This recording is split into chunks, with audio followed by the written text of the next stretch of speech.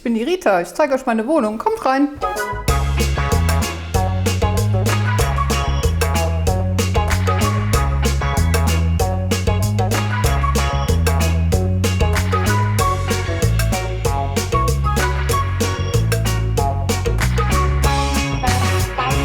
Ja, ich zeige euch jetzt am besten mal das erste Zimmer. Das ist mein geteilter Wohn-Ess-Bereich. Ich wohne hier in einer Zweizimmer, Küche-Bad-Wohnung, mitten in Andernach in einem Mehrfamilienhaus, Altbau, und habe mir mit ziemlich wenig Budget, weil ich Erwerbsminderungsrente beziehe, glaube ich, ein ganz stilvolles Zuhause geschaffen.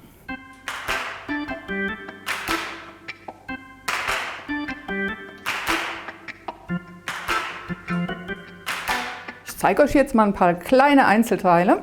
Hier mag ich am allerliebsten meinen selbstgemachten Vitali.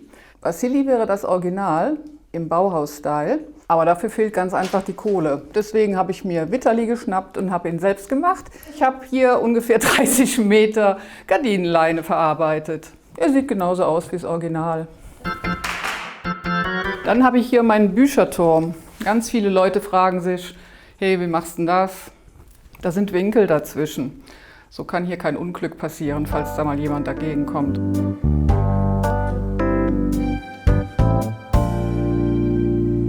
Was meine Wohnung noch besonders macht, ich mag die 5. Wand ganz besonders. Und da schauen wir mal hoch. Die Decke ist bei mir im Wohnzimmer gestrichen. Ich finde, das macht den Raum noch gemütlicher. Viele denken, dann fällt einem die Decke auf den Kopf. Ich sehe das vollkommen anders. Wenn man da ein bisschen runterzieht an der Wand entlang, dann gibt das ein Gefühl nach oben, das echt Höhe bringt.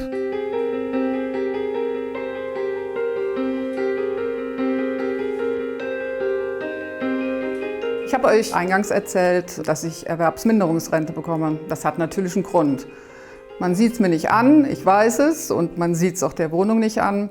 Aber ich leide seit einigen Jahren an schweren Depressionen, Angstzuständen und habe natürlich massiv damit zu kämpfen, sodass ich also tatsächlich nicht schaffe, einen kompletten Arbeitstag durchzustehen. Erwerbsminderungsrente, das ist nicht viel.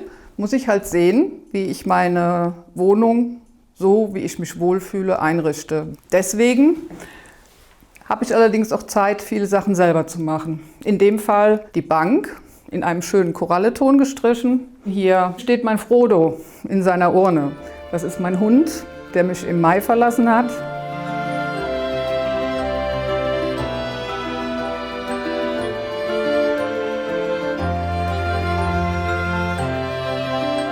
Dann gehen wir rüber zu meinem Essbereich. Hier habe ich auch ein bisschen improvisiert. Vielleicht kennen ihn einige, diesen wunderschönen Marmortisch von Erosarinen. Jetzt hatte ich allerdings gerade keine 10.000 € übrig, um mir den hier hinzustellen. Also habe ich mir über Kleinanzeigen einen Tulip-Tisch bestellt. Der hatte eine weiße Platte und habe ein bisschen gewartet, bis diese Marmorplatte aufploppte. Die hat 30 € gekostet.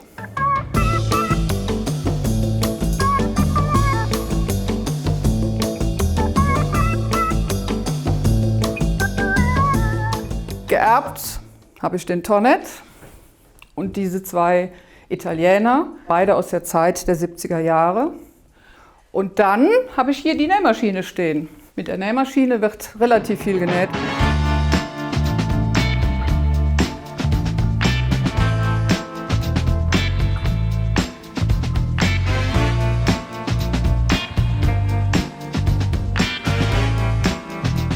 Gehen wir mal zur anderen Seite. Hier ist mein heißgeliebter Kerzenständer Quist. Die werden heute gar nicht mehr hergestellt. Das sind Module, die man verschieden, wie man lustig ist, zusammenstecken kann. Immer wenn ich irgendwo einen sehe, schnappe ich ihn mir.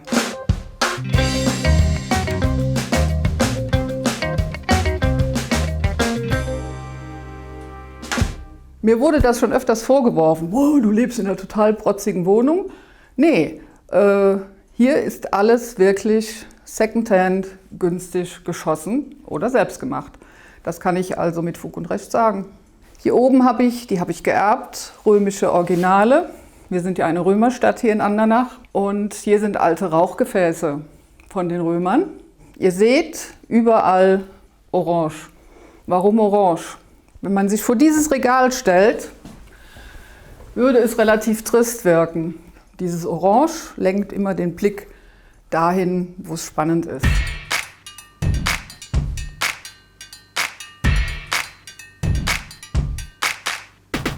Also einerseits ist das natürlich eine tolle Sache, wenn man ein gutes Gefühl für Farben hat, aber auf der anderen Seite ist es auch für mich, und das ist ein Teil meiner Erkrankung, extrem anstrengend, weil ich permanent scanne. Ich bin also so dermaßen auf Empfang, dass es manchmal schon schwierig ist, abzuschalten, runterzukommen. Den Tribut zolle ich dann mit schlaflosen Nächten, weil ich einfach nicht die Möglichkeit habe, abzuschalten.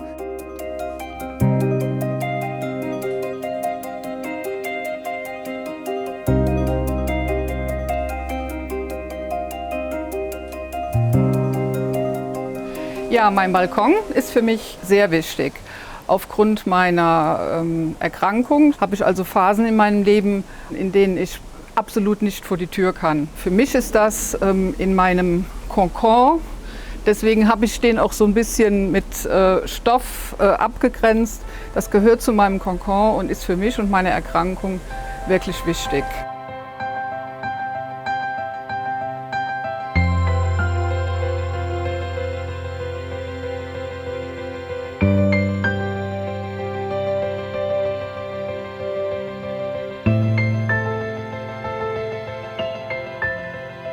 Aus Treibholz vom Rhein, ein kleines Monster und meine heißgeliebte Weihnachtszeder. Ich habe ja keine Kinder mehr, die hier im Haus wohnen und aus dem Grund keinen Tannenbaum mehr. Und da kommen dann 2, 3 schöne Ornamente dran, dann wird sie reingestellt und nach Weihnachten halt einfach wieder raus.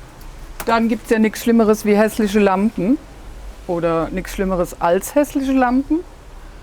Da stülpt man dann einfach mal einen Korb drüber und schon ist das Problem behoben. Und es ist frisch. Ich finde, wir gehen wieder rein, oder? Kommt mit. Ja, hier sind wir, wie man schwerlich übersehen kann, im Schlafzimmer.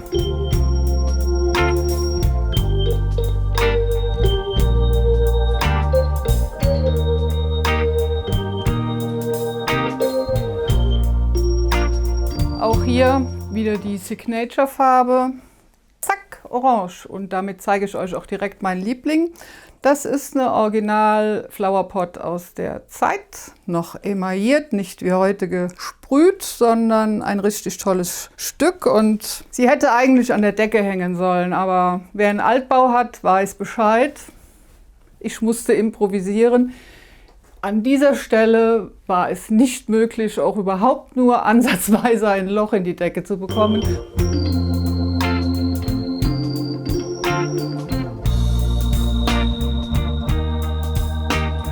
Ansonsten seht ihr, ich könnte die Gardinen hier über den halben Raum rundherum zuziehen.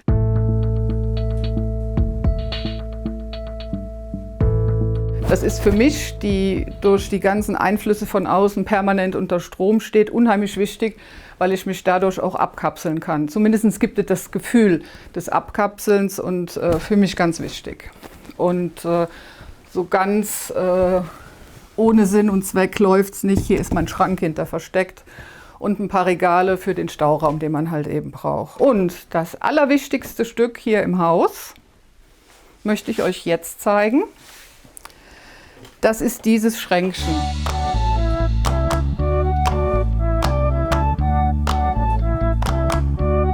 Charles Bukowski, der Schriftsteller, ist in Andernach geboren. Und vor vielen, vielen Jahren, meine Töchter waren noch klein, wollte ich die morgens zur Schule fahren und fahre am Geburtshaus von Charles Bukowski vorbei und sehe im Sperrmüll dieses Nachtkästchen stehen. Vollbremsung, Töchter mussten den Rest zu Fuß gehen. Ich habe das eingeladen, habe es ein bisschen abgeschliffen und neu gewachst und seitdem habe ich Charles Bukowskis Nachtkästchen bei mir stehen. Finde ich ein unheimlich schönes Arrangement, dieses alte Vintage-Teil mit den bunten Vasen und das Trockengestrüpp ist quasi aus allen Blumensträußen, die man irgendwann mal bekommen hat, ein Sammelsurium. So, das war es im Schlafzimmer. Jetzt gehen wir in den Flur.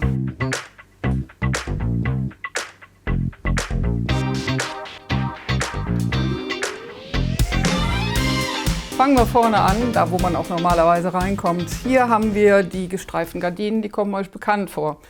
Die hingen schon im Wohnzimmer und die hängen hier als Wärmebrücke gegen Zugluft im Winter. Und die hässlichste Tür Deutschlands ist somit auch versteckt. Und so macht der Flur immer einen guten Eindruck. Ja, und wenn wir den Vorhang ein Stückchen runtergehen, dann seht ihr hier eine gelbe Klebefläche. Das ist der Unterschied zwischen dem Boden, den ich hier vor 4 Jahren gelegt habe, und dem Boden, der in der kompletten Wohnung so verlegt ist. Also auf diesem Steinboden hier möchte kein Mensch wohnen, also ich zumindest nicht. Und die Eingangstür, die war nicht abzusägen. Aus dem kühnen Grunde musste ich hier im Radius der Türöffnung ausschneiden. Ich denke immer, wenn etwas so hässlich ist, dass man es nicht verstecken kann, dann kann man es ruhig betonen. Also hier mit gelbem Klebeband betont. Und ich finde, das macht insgesamt ein ganz gutes Bild.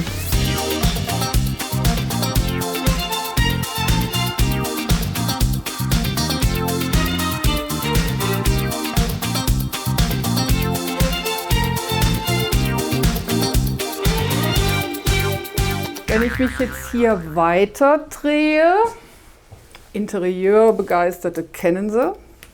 Und dann hier, was hat die da für Schuhe hängen?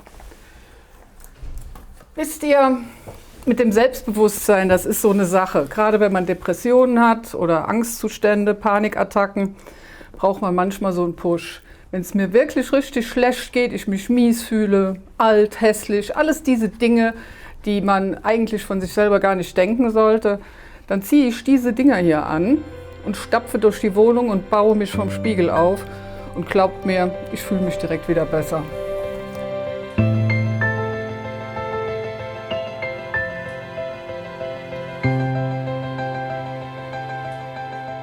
So, und hier ein Riesensammelsurium vor dieser, ja, wie ich finde, Knallertapete.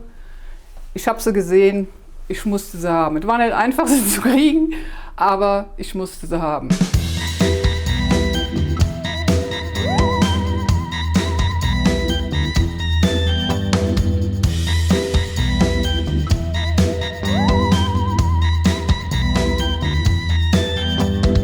Hier ist das Badezimmer. Das ist das allerhässlichste Badezimmer Deutschlands, deswegen für euch Tabu. So, kommt weiter, es geht einmal um die Ecke. Jetzt sind wir quasi im letzten Raum, Küche, Schrägstrich, Werkstatt. Ja, es ist eine Küche, ja, hier wird verdammt viel gekocht, aber hier wird auch genauso viel gearbeitet.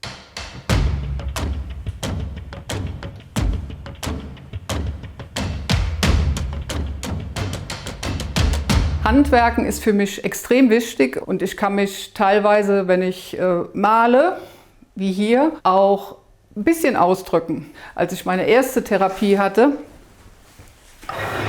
habe ich angefangen zu töpfern. Es ist einfach ein unsagbar tolles Gefühl, den Ton in der Hand zu haben, daraus was Brauchbares zu formen. Für mich ist es eine tiefe Befriedigung und ich glaube schon, dass ich so das ein oder andere, das tief in mir drin sitzt, damit auch verarbeite.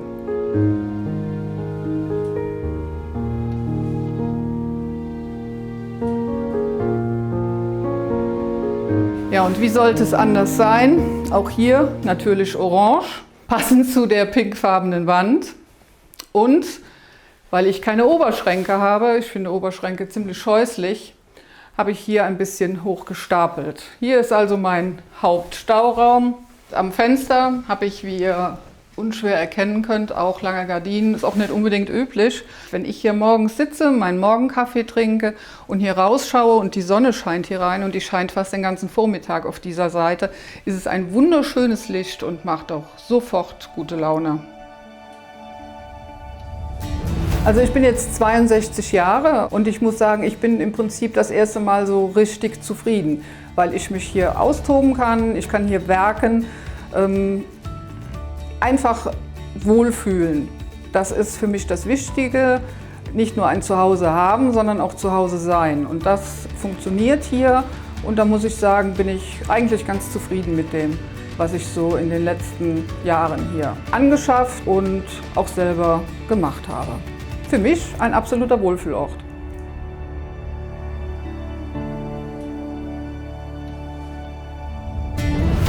Ja, das war jetzt die Roomtour durch meine Wohnung. Wenn ihr mehr sehen wollt, dann klickt hier oder abonniert den Kanal. Tschüss!